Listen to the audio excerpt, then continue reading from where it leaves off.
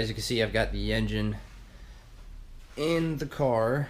No jacks holding it up or anything like that, because the cross member's bolted in.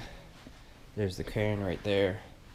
And I've got most of the suspension parts bolted in, except for the sway bars where they bolt to the chassis, and also the steering rod. It's really hard to see, but basically back in there, there's a bushing that the needle bearing rides around, and that pulled out.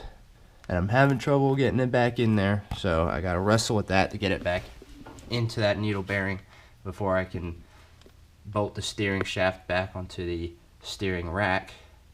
And then I'll do the sway bars, and that'll be it for the chassis stuff. And then it's all engine management, timing belts, etc., etc. Alrighty, another update. I know I haven't been filming me actually working on stuff that much, but it's just because I'm trying to burn through this and get it knocked out. And a lot of it's pretty difficult to film / not that interesting. But as you can see, I got the steering shaft in, and the sway bars in as well. And I also went ahead and put new seals on the cam gear and the cam gear stuff back on. Did get a new shipment of parts in, so these are all the new parts that are going on. This is the external oil cooler I plan on using.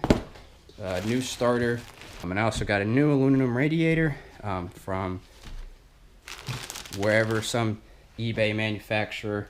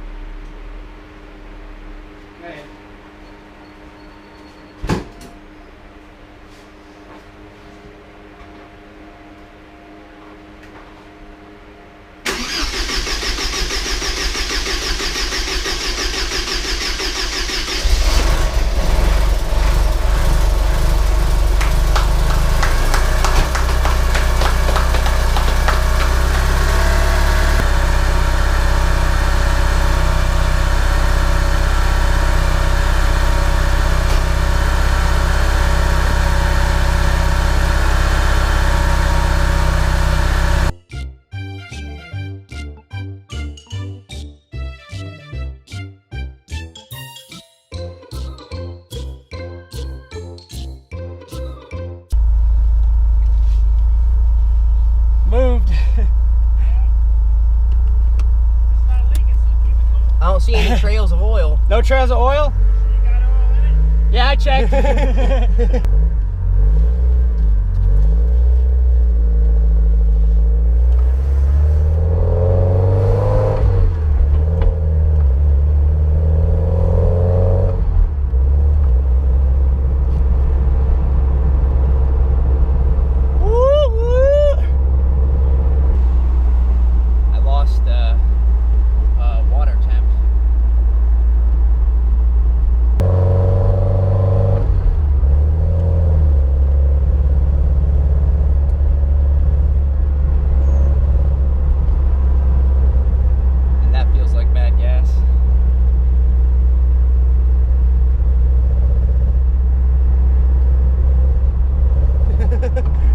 It's got a full tank of bad gas.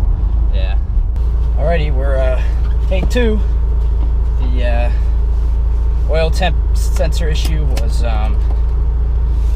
connector came unplugged, and the breaking up issue wasn't bad gas, but the boot was torn on one of the spark plug wires, so the spark was jumping.